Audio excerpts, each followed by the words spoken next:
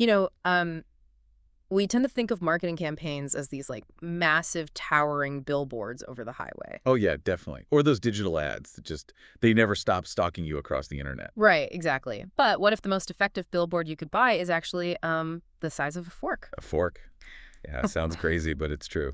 Welcome to today's deep dive. Today we are looking at the hidden economics and the psychological power of branded utensils in the hospitality world. Your restaurants, cafes, food trucks, catering companies. It's such a fascinating topic because it completely upends our traditional assumptions about where value actually lives in a business. We're always told to go big, right? Neon signs, slick websites. Exactly. We are so conditioned to believe that brand building only happens on screens or, massive storefronts. But when you look at the mechanics of customer interaction, it's the physical touch points, the really mundane items we handle every single day that create these profound impressions. So, okay, let's unpack this. Because the mission today is to figure out why a spoon you use to stir your coffee holds this bizarre, almost invisible power. It really is a game changer. And the source material highlights exactly why these small items work. It comes down to three things: cost benefits, marketing reach, and customer loyalty. So let's start with the money, the economics of a spoon, basically. Because to understand why a business would spend cash putting a logo on something a customer might just throw away, we have to look at the bottom line. Right, and the digital marketing space has essentially trained businesses to accept this model of perpetual renting. Renting, like renting attention. Yes, exactly. Whether you're running a TV commercial or a pre-roll video on a streaming site or a targeted social media campaign, you are literally just renting a fraction of a second of someone's attention. And it's not cheap. No, it's not. You are required to maintain continuous ongoing spending just to keep that ad live in the feed. The millisecond your budget runs out, Poof, gone. gone. You don't own any of it. But the source explicitly frames branded utensils as affordable marketing because they are a one-time, low-cost investment. Okay, but I'm going to push back here for a second. Wait, isn't a branded utensil just a sunk cost? How do you mean? Well, if a customer takes a customized wooden fork, eats a salad, and tosses it in the trash 20 minutes later, how is that an investment? That feels like literal money going straight into the garbage bin. What's fascinating here is how we measure the return on investment when we shift from digital pixels to physical objects. In digital marketing, you pay for a CPM. Cost per thousand impressions, right? Right. And an impression might literally be someone scrolling past your logo in zero point 0.5 seconds. Yeah, while they're actively trying to ignore you. Exactly. You are fighting tooth and nail, bidding against thousands of other companies for a fleeting glance. But when you hand someone a branded fork, you are purchasing a completely different metric. Which is what? Guaranteed, undivided attention for the entire duration of a meal. Oh, wow. That is a massive distinction. It's the difference between seeing a billboard for a gym while you're stressing about traffic versus holding a branded water bottle from that gym while you're actually working out. That is the perfect way to look at it. One is an interruption. The other is a utility that proves the brand's value in real time. A utility, right, because a digital ad is basically an obstacle standing between me and the meme I actually want to look at. Yes. But a chopstick or a coffee stirrer is the vehicle delivering the food or the caffeine that you desperately want. Because you are providing a utility, the psychological defenses are down. No, they're just holding your logo in their hand. Yeah, looking down at it repeatedly for 15, maybe 30 minutes. The cost per minute of actual engaged exposure is practically zero when you run the numbers. That makes total sense. You buy that branded utensil once, and it doesn't charge you a daily fee to stay in the customer's hand. Exactly. Okay, so it's a cheap 20-minute ad, but let's move to the second point, marketing reach. Because it's an ad seen by exactly one person, right? The person eating the salad. How is that scalable? Digital ads can reach 1 million people in an hour. Well, that assumes the physical object stays in isolation, but these items don't stay at the restaurant. Oh, right. They travel. Exactly. Yeah. Unlike a mural painted on the wall of a cafe, these utensils act as highly effective mobile advertising because they attach themselves to the customer's daily routine. Yeah. They ride shotgun and take out bags or go out with delivery services. They travel to outdoor events, catering functions, parks, schools. They are infiltrating spaces that traditional marketing could never organically reach. Let's trace the life cycle of a branded coffee stirrer just to visualize this. Sure. So a customer grabs a latte on their way to work. They walk down 4 city blocks, holding the cup in the stir, Getting on the train. right? They get on a train, they walk into an office building, they set the cup down on a desk in a co-working space, they take the stirrer into a crowded conference room. Wow, okay, so that tiny piece of wood or plastic just cross paths with dozens, maybe hundreds of people. Entering private corporate environments where you could never legally buy advertising space. It's the Trojan horse of marketing. It slips past all our ad blockers because it's attached to someone's breakfast. And this creates a dual exposure. You have the direct consumer, who is continually reminded of their own purchase choice. Yeah. But then you have this entire secondary audience, the observer effect. Like when someone's wearing your favorite band's t-shirt, but they're displaying a restaurant's logo right in the middle of a crowded office break room. Yes, and that observer effect is rooted in a psychological phenomenon known as the mere exposure effect. Meaning we like things just because we're familiar with them? Precisely. People develop a preference for things they see often. Hmm. So when an observer in a break room sees their coworker eating with a sleek, branded utensil, two things happen. The logo registers subconsciously. Right. And second, it carries an implicit endorsement. The observer thinks, hey, my colleague chose to eat there, and I trust them, so it must be good.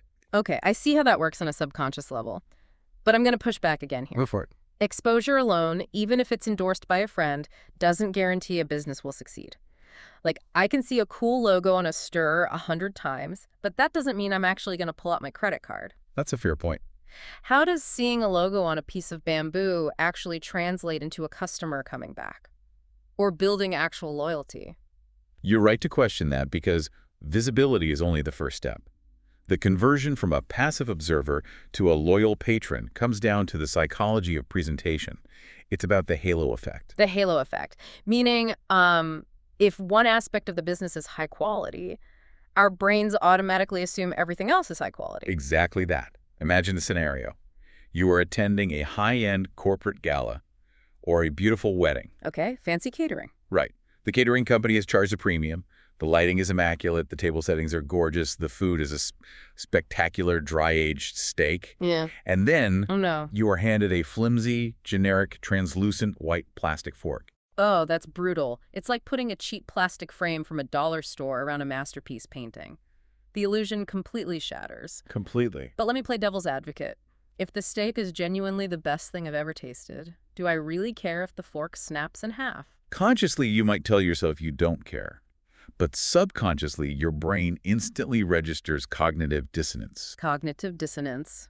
Because the touch doesn't match the taste. Yes, the haptic memory, the tactile feedback of holding something cheap and brittle contradicts the visual and gustatory input of the expensive steak. And that introduces doubt. Exactly. You start wondering where else the caterer might have cut corners. Did they cheap out on the ingredients? Are their kitchens actually clean? Wow. So the utensil is essentially the physical handshake between the brand and the consumer. It is the ultimate physical touch point. When a business uses customized, cohesive utensils, it closes the loop on the brand experience. It signals a meticulous attention to detail. It tells the customer, we care enough to stamp our name on the smallest item. And consumers inherently associate that level of organizational detail with quality, hygiene, and professionalism. It helps distinguish a brand from competitors who just use generic supplies. Here's where it gets really interesting, though, because it's not just about slapping a logo on a piece of plastic anymore. The source highlights this massive shift happening right now toward eco-friendly utensils. Oh, absolutely. Bamboo, wood, compostable materials. Right, and what blows my mind is that a simple wooden fork can now communicate a brand's entire value system. It's not just saying we pay attention to detail, it's actively declaring a stance on environmental sustainability. If we connect this to the bigger picture, this is where customer loyalty evolves into true brand advocacy. Today's consumer landscape is driven by value alignment. People want to buy into an ethos, not just a product. Exactly. They want to spend their money at establishments that reflect their own personal values. Yeah, because if I'm a consumer who is actively trying to reduce my plastic footprint, and I order takeout from a place that sends me a beautifully branded, fully compostable bamboo fork, You notice it immediately. I really do. I am not just remembering their logo. I'm experiencing a moment of genuine relief and appreciation. I feel like this business actually understands me. We're in the same tribe. And that tribal signaling is incredibly potent. When a generic competitor hands that same customer a styrofoam box and a plastic spork, the customer feels a pang of guilt. Oh, I hate that feeling. Right. But your business, by providing the sustainable, branded alternative, eliminates that guilt. You've solved an emotional problem for them, not just a hunger problem. Which creates a deeply rooted connection that a generic competitor simply cannot replicate. You are combining an incredibly effective... So what does this all mean for you, listening to this deep dive right now? It means that the scale of a marketing campaign doesn't always dictate its impact. Not at all. We've traced the journey of these seemingly invisible objects.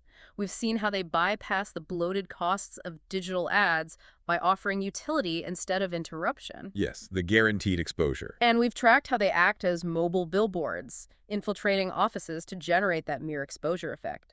Plus, how the physical feel of a utensil builds deep, value-aligned trust. It reveals a fundamental truth about human behavior, really. We are tactile creatures. We navigate the world through touch just as much as sight.